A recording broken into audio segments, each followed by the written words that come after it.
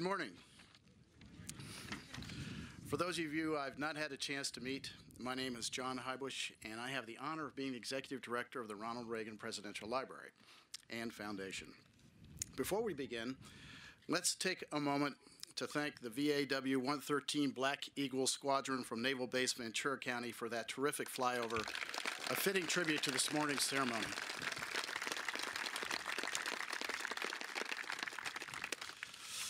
I'd also like to recognize the special guest we have with us today, State Senator Tony Strickland. Tony, great to have you here. Ventura County Supervisor Peter Foy standing way in the back. Peter, you can come sit down. Ventura County District Attorney Greg Totten. Greg. Simi Valley Mayor Bob Huber. Bob, way over here. Simi Valley City Manager Mike Siddell. Great to have you, Mike. Our council members from the cities of Simi Valley and Thousand Oaks, spread out right over here, I think. There we are. The wife of our great Congressman Elton Gallegly, Mrs. Janice Gallegly. Janice. Duke Blackwood, the director of the Ronald Reagan Presidential Library. Duke. And a special thank you for all the men and women here today from Naval Base Ventura County and Marine Corps Base Camp Pendleton who have helped us with today's celebration.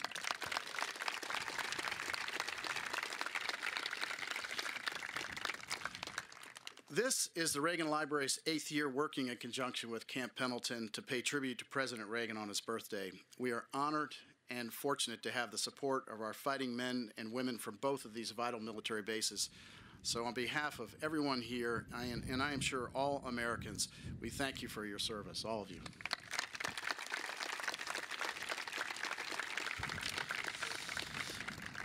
We're here today to honor the 101st birthday of Ronald Wilson Reagan. It was here, one short year ago, that we kicked off the Reagan Centennial with a birthday tribute like no other. Since then, substantive programs and celebratory events have been held around the world, from Los Angeles, California, to London, England, honoring the life and legacy of a global leader who inspired freedom and changed the world. Although today officially marks the end of this centennial year, it does not by any means mark the end of our work to continue to promote the legacy, principles, and ideals of our nation's 40th president. We owe him no less. We're glad that all of you could be with us here today as we continue on this journey. And now, for today's program,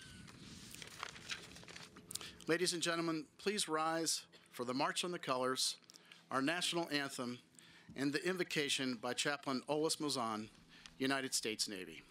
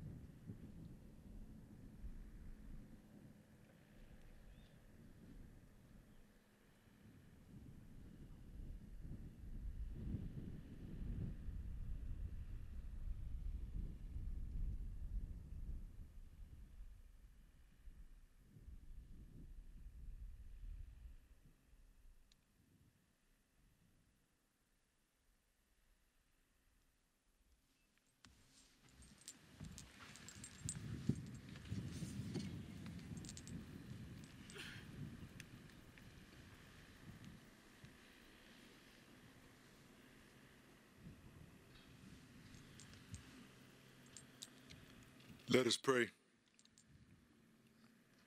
Eternal Father, strong to save. First, let us thank you for this marvelous weather. You have given the nice breeze. We're glad to be here. God of our nation, God who inspires, God who communicates. We gather today to remember the birth and life of our 40th president, an inspirational communicator and great leader. Today we conclude the centennial celebration of President Ronald Reagan's birthday. Today we look forward to future days where the significance of this man's life challenges us to lead lives of significance, transforming the communities in which we live and work. Let us be the light upon the hill this morning in America.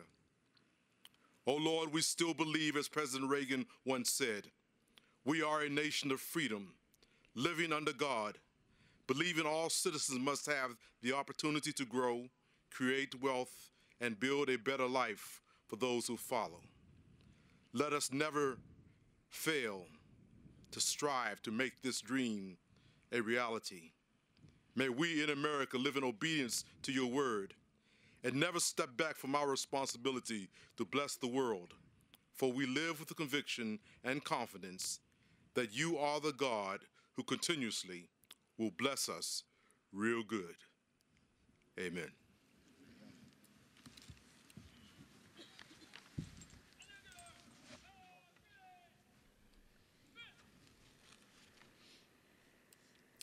Please be seated.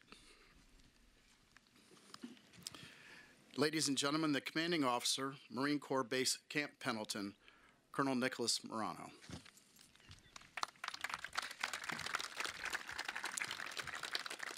John, thank you, Governor.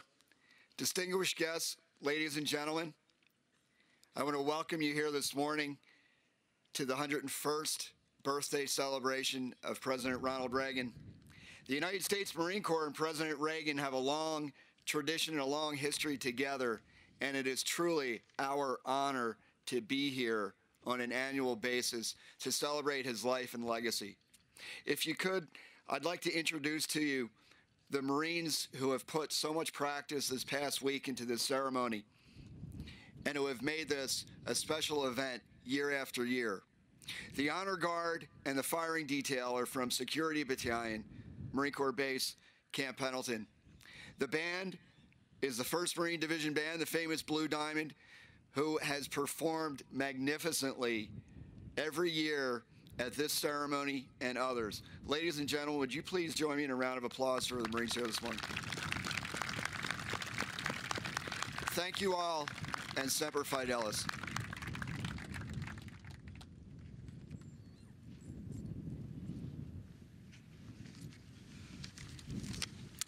Thank you, Colonel. Intelligent, courageous, experienced. With leaders like Haley Barbour, we can look to the future with confidence and hope. Now, these are some magnificent descriptors of Governor Haley Barbour in and of themselves. But when you come to learn that they are the words used to describe him by none other than President Ronald Reagan himself, it puts the praise for our next speaker in a whole new light. While Mississippi is a long way from the shores of California in the distance behind me, it is telling that many here in this audience today already know just very well who Haley is. Put simply, he has been one of the most effective and dynamic governors in America during the past decade. You need not take my word for that. In 2006, Governing Magazine named him Governor of the Year. And while I don't know whether President Reagan could have predicted just exactly how much of a contribution Haley would make to both his beloved state of Mississippi and the United States, I know with certainty that he knew talent when he saw it. President Reagan endorsed him when he first ran for office in 1982 and hired him to work for him in the White House in 1985. Within a year, he was working directly for him as the Deputy Assistant to the President and as the Director of the Office of Political Affairs. As the Chairman of the Republican Party from 1993 1993 to 1997, his leadership helped to capture a Republican majority in both the House and the Senate, the first time since 1954. Taking office as Mississippi's 63rd governor in 2004, the world's attention was placed on him when Hurricane Katrina ravaged Mississippi's Gulf Coast in August of 2005. Now, Hurricane Katrina might have been the worst natural disaster in the history of the United States, but I know it didn't count on slamming headlong into an equal and opposite force, one Governor Haley Barbour. He managed a world-class response plan for his state, getting it back on its feet and earning him the prestigious Thomas Jefferson Award for his steadfast leadership during the crisis. Recognized by his fellow governors for his outstanding work, he was elected to chair the Republican Governors Association for 2 years, a term he completed just before his retirement as governor a few weeks ago. So, ladies and gentlemen, please join me in welcoming the Honorable Governor Haley Barbour.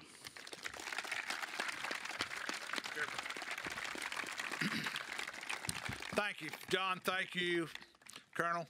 Thank you, Chaplain. I'm honored to share the program with you.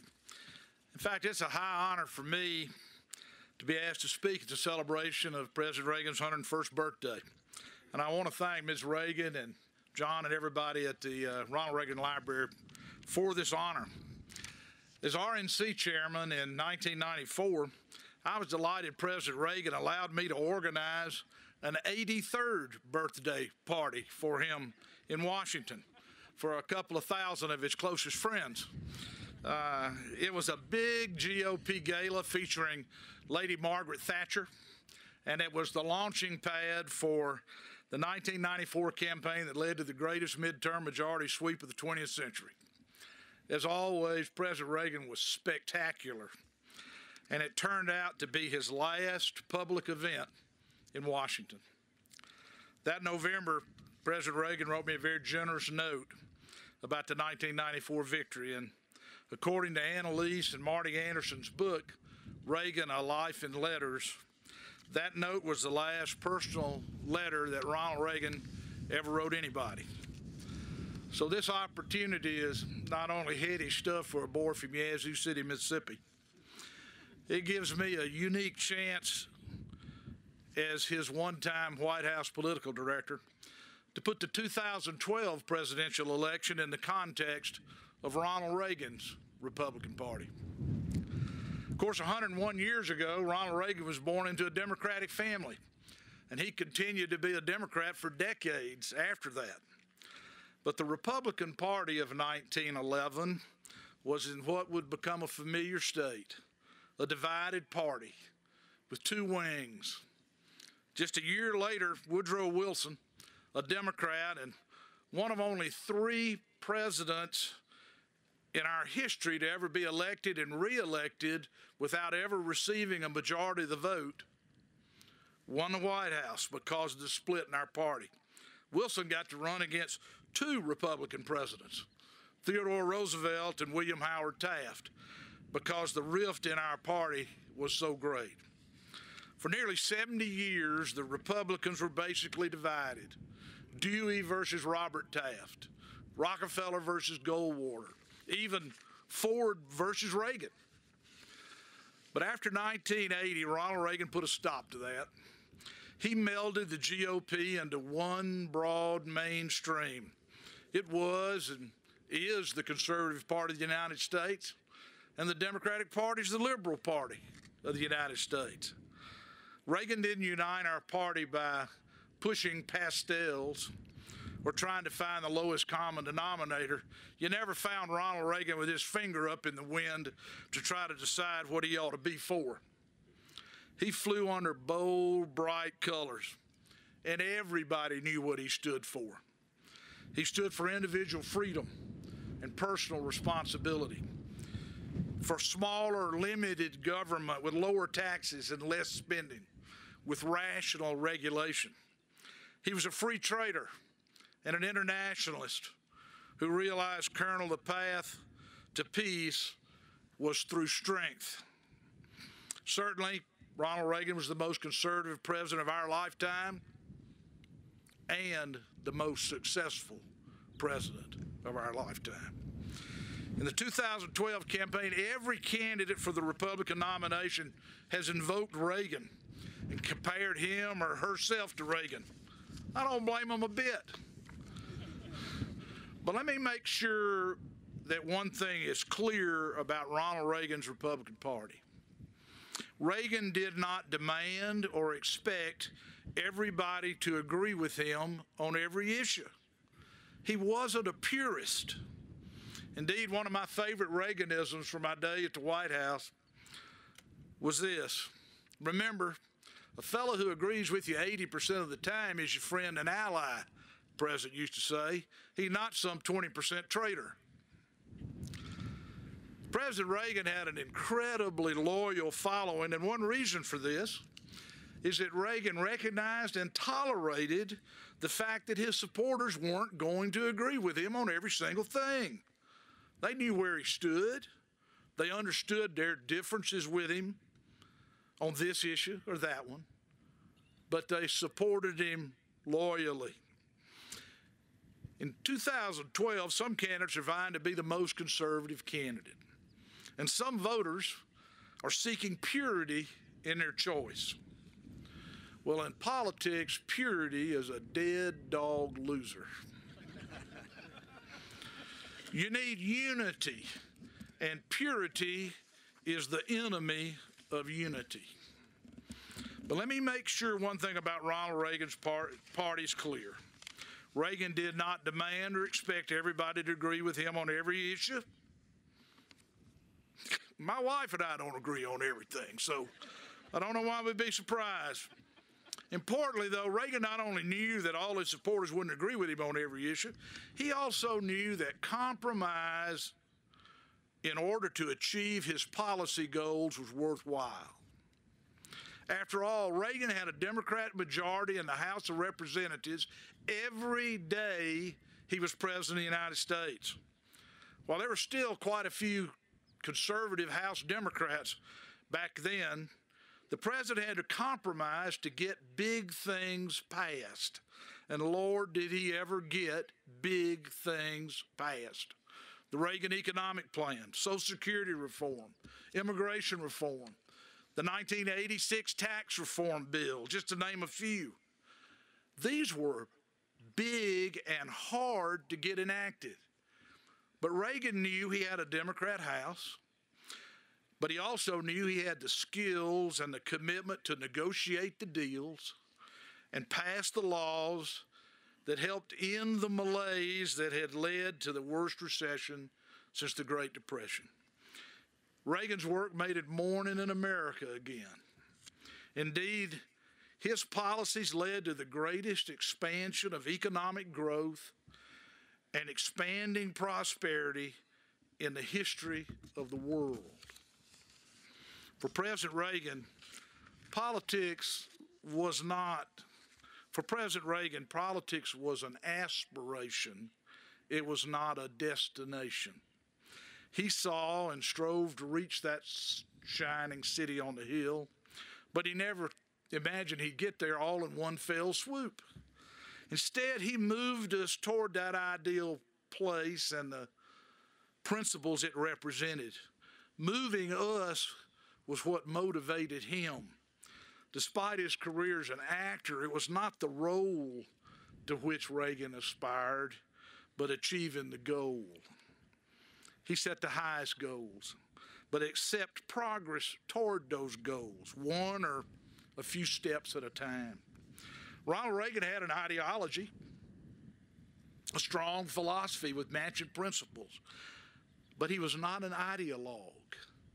He didn't let the perfect be the enemy of the good. We admire him today not only for his vision, but for his accomplishments. They resulted from his ability to accept imperfect improvement on the road to something even better. President Reagan brought us together because he pushed us in the right direction. Results-oriented, he left us a legacy of principled pragmatism. That gave us a united Republican Party. It also gave American presidents a model of leadership that is sorely missing in Washington today. A determination to work effectively with Congress while being tolerant of those in either party who had different views from his own. Presidents can learn a lot from Ronald Reagan. To be a good Republican, you didn't have to agree with Ronald Reagan or anybody else on everything. Yes, we're the conservative party of the United States, but we are a big, broad party with a wide mainstream. It's a party that in Reagan's day received 60% of the popular vote for president, carried every state but one. Reagan's vision and the results it produced meant 60% of American voters voted for him. And we have to always run our party so that the 60% or so of voters who are willing to vote for our candidate for president or governor feel comfortable and welcome in the Republican Party. Not that they will agree on every single issue. Both our eventual nominee and our supporters know the stakes of this year's presidential election. I hope they also know that whoever we nominate will not be perfect. But whoever wins our nomination will, along with President Obama, present America with two dramatically different visions of our nation and of the principles and policies needed for our nation's future. Those two visions will be further apart than any competing visions in a presidential election in our lifetime, and possibly ever. The Obama program was the biggest, when Obama became president, his program was the biggest lurch to the left in American history. More spending, more borrowing, more taxing, more government control over our economy and our lives, and with miserable results. And that's what the 2012 election must be about, Obama's policies and the terrible results caused by those policies. Compare for a moment the record of the Obama-Pelosi-Reed program with that of Ronald Reagan's program. Each one had come into office facing enormous problems, economic and otherwise. While the Obama campaign and its allies today are hailing the great unemployment news from last Friday, particularly the liberal news media elite, this recovery is actually anemic, especially compared to Ronald Reagan's recovery from 1983 forward. As Phil Graham recently noted in the Wall Street Journal, Reagan's policies ignited a recovery so powerful that if it were repeated today, per capita GDP would be $5,695 higher today than it is under Obama's slow growth policies. That would equal $22,776 more for every family of four. And when you look at the unemployment numbers that the left is chirping about, what kind of recovery is it when 1.2 million Americans last month became so discouraged that they quit looking for jobs?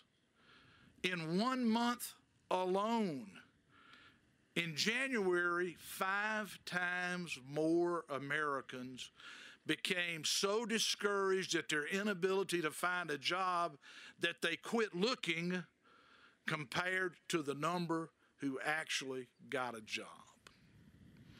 Unlike Ronald Reagan, President Obama can't run on his record. This election's about Obama's policies and the awful results those policies have produced. He'll be back in Chicago next year, organizing communities. But we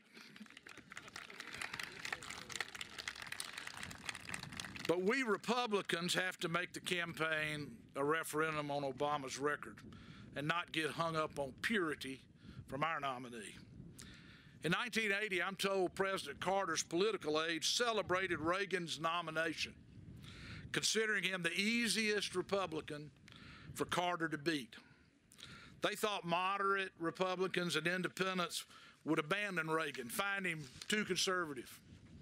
Of course, those moderates and independents, plus a lot of Democrats, who came, by the way, to be known as Reagan Democrats, made 1980 a referendum on Carter's record, asking themselves, am I better off today than I was 4 years ago? And Ronald Reagan became the 40th President of the United States in a rout. Our job is to set purity aside, and I think a lot of our fellow conservatives are coming to the conclusion that the stakes of this election are simply too high to pursue perfection.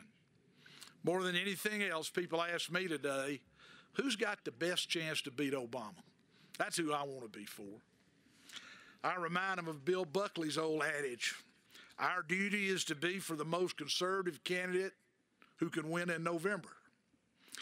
And remember, whoever we nominate will be far, far better than President Obama. Let me close by saying that Ronald Reagan's Republican Party has to have a place for every voter who knows Barack Obama shouldn't be president, and that's a majority of Americans. And our mission is to make them feel welcome and needed as part of our effort as voters, volunteers, and donors, hopefully all three. Our campaign must make this election a referendum on Obama's policies, those counterproductive policies and the record of failure. Our attitude must be one of unity, because Americans are right to say they are concerned for the first time in their lives that their children and grandchildren may not inherit the same country they inherited. The stakes of this election are that high. And if we practice what Ronald Reagan taught us, we will win a great victory in November. Thank you for giving me this honor, and I hope I have done justice to the President's legacy. Thank you.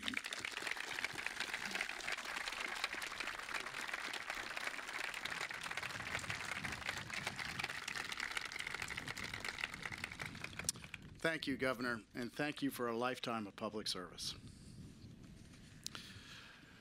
Please rise for the laying of the wreath and honors to President Reagan.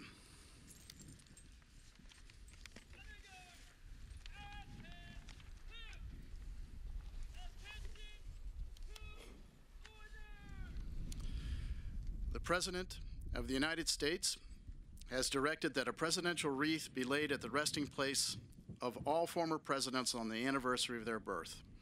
Colonel Nicholas Morano, Commanding Officer, Marine Corps Base Camp Pendleton, is designated to place a wreath at the tomb of the 40th President of the United States, Ronald Wilson Reagan, on February 6, 2012, in honor of the 101st anniversary of his birth and in tribute to his distinguished service to a grateful nation.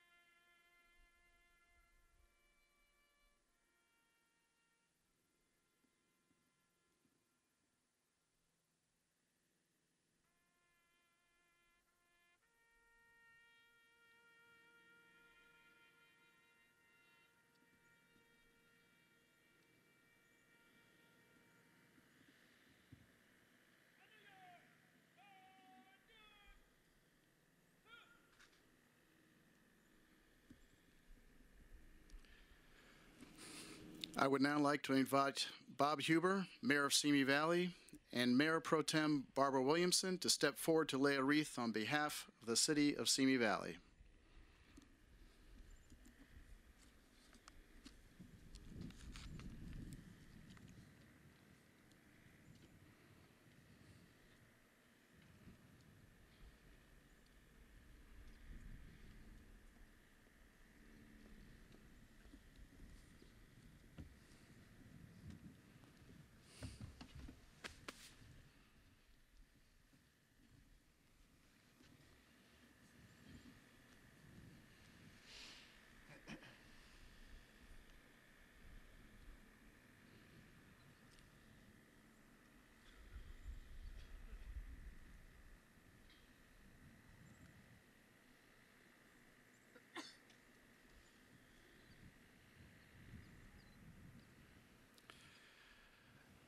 Please remain standing for the retiring of the colors.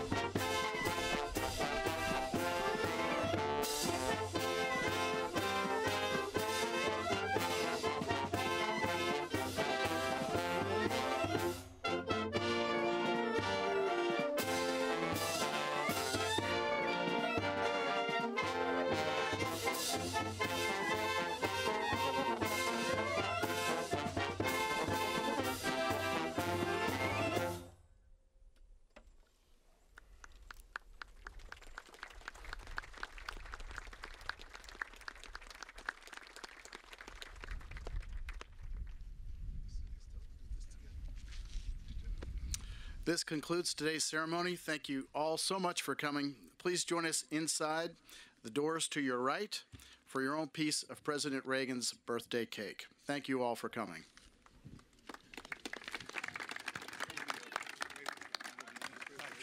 Thank you.